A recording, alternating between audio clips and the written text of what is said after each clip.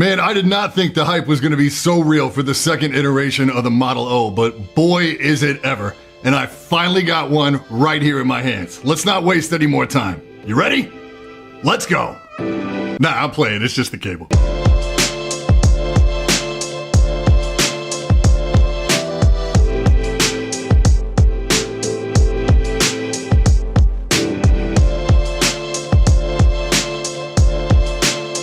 Today's video is brought to you by Capsmiths, purveyors of fine artisan keycaps that are 3D printed and hand painted right here in the US. Compatible with all MX style stems with some insanely detailed sculpted designs and even models of some of your favorite MX switches. No group buys or pre-sales, these are ready, in stock, and shipping within 2 to 3 days. And right now you can use code BADSEEDTECH to save 15% off your order. Click the link in the description to check them out at capsmiths.com. Yo, I'm Brian P. You're watching Bad Seed Tech, and today we're taking a look at the Model O- gaming mouse from Glorious PC gaming race. For transparency, this was sent out by the folks over at Glorious, but as you should know by now, doesn't affect my review in any way. So the Model O-, if you haven't put it together yet, is a smaller version of the famed Model O. And that's it for this time. I'm Brian P. Thanks so much for watching. So retailing for $49.99 for matte and $59.99 for gloss, it's smaller and lighter. I don't know if the camera's gonna show the scale, but it definitely looks a lot smaller parked right next to the Model O. Glorious does have measurements posted on the site if you're curious, but I always do my own so they're consistent across all the mice I test. So we're looking at 120 millimeters long, 57 at the front flare, 62 at the rear,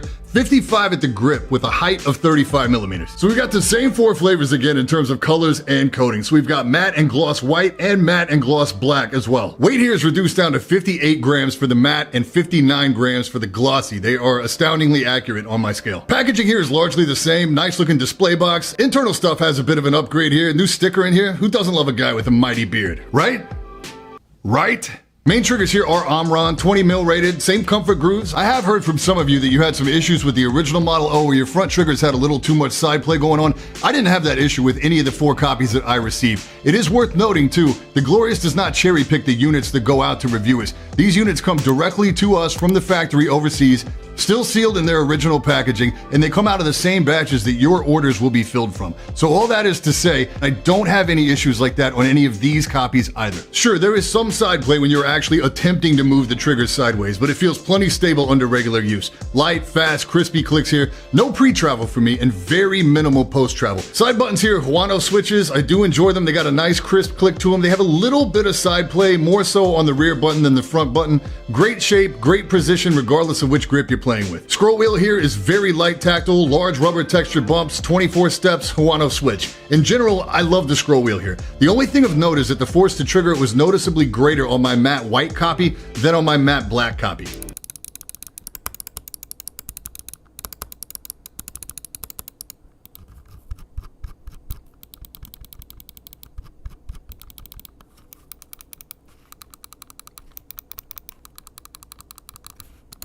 And the Ascended cord is back again. Still not my favorite from a look standpoint, but still a great performing cable. Though there are better out there now from the likes of G-Wolves and the new MM710. Most people will only look to paracord this if they're trying to match their setup. I have perfected the paracord approach for these mice. I'll have a video out shortly showing how you can arrange your cord before you start so you can avoid any issues with scroll wheel binding. I don't even think you need a bungee here, but some of you may still prefer that. Feet here are the same white PTFE, 100% virgin PTFE to be exact. You're just waiting for that special someone. These are very good for stock feet. Rounded edges, great glide. Love these on a hybrid silicone pad. Again, most users will probably never feel the need to replace these with anything different. I know Corepad makes some aftermarket skates for these, but I've not tried them. And an absolute genius move. Despite the mouse frame being smaller, the glides stay the same size. That means any replacement feet you ordered from Glorious or any aftermarket feet you may have purchased already fit. Super smart. Now the topic of these coatings here, I normally use the matte. It has great grip if you normally have dry hands, and it doesn't fingerprint or show oil like some of the matte coatings out there. I kind of shunned the gloss coating on the first go round, probably subconsciously because it's difficult to photograph and the black does show fingerprints, but it's a really nice coating actually. Gets really grippy with a bit of moisture as well. Lastly, the sensor here is a 33 360. We all know what it is. Default DPI levels are 400, 800, 1600, and 3200. Indicator LED on the bottom, DPI switch on the top. Despite this, it's done in such a way to where triggering it has to be deliberate. You won't hit this thing on accident. Some of the best mouse RGB in the business is back as well. Scroll wheel here looks great. Side ribbons look great. No denying this is a gorgeous mouse. You can't adjust modes on the mouse itself or disable it altogether if someone hurt you. Still the same great software here as well. You can dial in your RGB further in here, rebind buttons, assign macros, adjust your polling rate, and set up custom DPI levels in increments of 100 with support for different X and Y values. Even change the LED color for the indicator LED. Once you're done, you can save all the settings to the mouse and they travel with the mouse permanently. Good stuff. All right, size and shape stuff. The original Model O drew a lot of comparisons to the FK1 shape because it shared a lot of measurements with that mouse. So logic would probably tell you that the Model O- is going to be like the FK2, the FK1's little brother. But it's not completely. Actually, it's even smaller in virtually every measurement. The FK2 in hand is a medium mouse, and the Model O- is definitely a small mouse for me. In terms of length, it's longer than the MM710 and the Ultralight 2, but shorter than virtually everything else out there. In terms of grip width, at 55 millimeters, it's also narrower than just about everything except the Ultralight 2 in stock form. If you remember, the only way I was able to use the Ultralight 2 was with excessive amounts of infinity skins, and it still wasn't my top performer, though it really ranked up there, and it did teach me a lot about fingertip grip. Even so, with the Model O-, this is one mouse that is just flat out too small for me personally. Even using fingertip or claw, it's just too narrow and it causes cramping for me after a bit. As a reminder, my hands are 20.5 centimeters by 10.5, so this really shouldn't come as any surprise and isn't an indictment of the mouse by any means. Also, not surprisingly, I didn't play my best here, so it's not much of a highlight reel today. Here's my 3D aim trainer score. My Tile Frenzy scores were like low to mid 80s.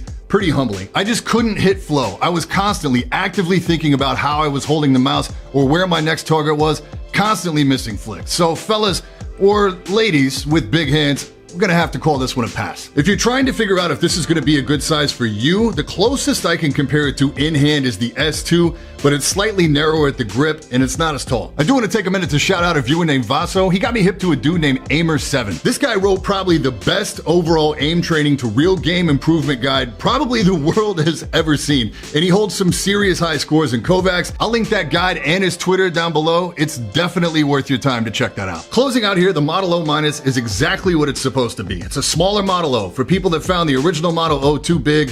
Plain and simple. Quality control felt good here as well. Glorious has been insanely transparent about the challenges they faced with the original rollout and some of the quality control issues and the steps they've taken. I know some people had issues with the original Model O, but versus the amount of mice these guys shipped, the failure rate is incredibly low, and these guys are constantly looking to improve and refine. If you have a smaller hand, this is an easy recommend, especially for the $50 or $60 asking price, especially when you figure in that you really don't have to change out the cord or the feet, and you still have a pretty banger lightweight mouse. I have just a few more mice to get out, and then I'll be putting out a video ranking my top 5 with updated impressions, so stay tuned for that. There are affiliate links down in the description below. As always, any questions, hit me in the comments or drop by the Discord. And that's really it for this time. I'm Brian P. Thanks so much for watching. Don't forget to hit that like button, hit that sub button, and until next time, stay up.